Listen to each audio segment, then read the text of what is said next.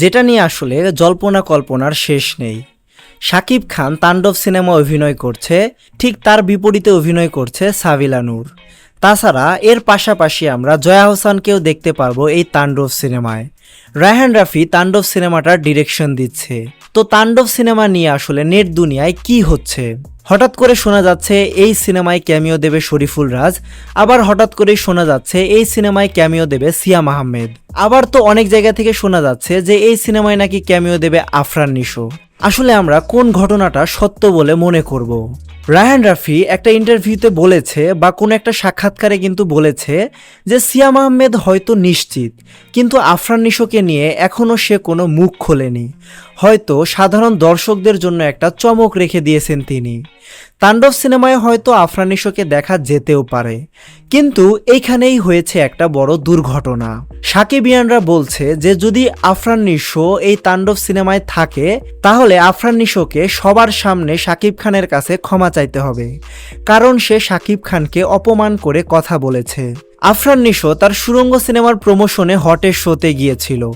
তো সেইখানে যাওয়ার পর শাকিব খানকে নিয়ে অনেকগুলো প্রশ্ন আসে এবং সেই প্রশ্নের জবাবে আফরান নিশো কেমন যেন বেখেয়ালিভাবে অ্যান্সার দিতে থাকে, এবং এই জিনিসগুলোই পরে সাকিবিয়ানদের মনে লেগেছে, তাদের দিলে গিয়ে আঘাত করেছে।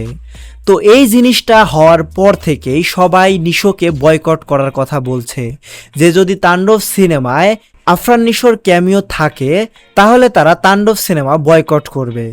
আমরা চাইবো বাংলাদেশের সিনেমা ইন্ডাস্ট্রি যেন এগিয়ে যাক, এবং এগিয়ে যাওয়ার জন্য প্রত্যেকটা হিরোকেই সমান তালে কাজ করতে হবে। শুধু শাকিব খান একা কিন্তু এই সিনেমা ইন্ডাস্ট্রিকে এগিয়ে নিয়ে যেতে পারবে না। সামনে এগিয়ে নিয়ে যেতে হলে আমাদের সিয়াম আহমেদ, আফরান নিশো, আরেফিন শুভ বা আরও যে হিরো আছে যেমন শরীফুল রাজ, এদেরকেও কিন্তু খুব ভালোভাবে কাজ করতে হবে। দেখেন শরীফুল রাজের ইনসাফ সিনেমার টিজারও কিন্তু মুক্তি দেওয়া হয়েছে। তো এই যে সিনেমাটা, এটাও কিন্তু একটা কমার্শিয়াল অ্যাকশন সিনেমার ভাইব দিচ্ছে, যেটা কিন্তু তাণ্ডবের সাথেও মানুষজন তুলনা করছে। যেমন তাণ্ডবে অ্যাকশন হবে, ঠিক শরীফুল রাজের ইনসাফ সিনেমার টিজারেও কিন্তু ভরপুর অ্যাকশন দেখানো হয়েছে। এখন অনেক মানুষ আছে যারা আফরান নিশো এবং শাকিব খানের ভিতরে দ্বন্দ্ব চান, কারণ এই দ্বন্দ্ব দিয়েই হয়তো তাদের পেট চলে। মেইনলি তারা দ্বন্দ্ব দিয়ে ভিউ কামাতে চায়। তো আফরান নিশো এবং শাকিব খানের ফ্যানবেজ যদি এক হয়ে যায় তাহলে তো তারা এই জিনিসগুলো করতে পারবে না। তো এর জন্যই তারা হয়তো চায় যে তাদের ভিতরে একটা বড়সড় গ্যাঞ্জাম লেগেই থাকুক, যেন তারা অনেক টাকা ইনকাম করতে পারে এর থ্রুতে। আমরা তো আসলে এক্সাইটেড আছি তাণ্ডব সিনেমায় আফরান নিশো এবং সিয়াম আহমেদকে দেখার জন্য। তো আপনাদের এই বিষয়টা নিয়ে কি মনে হয় কমেন্টে জানাতে পারেন। সিনেমাস্কোপের সম্পূর্ণ ভিডিওটি দেখার জন্য ধন্যবাদ।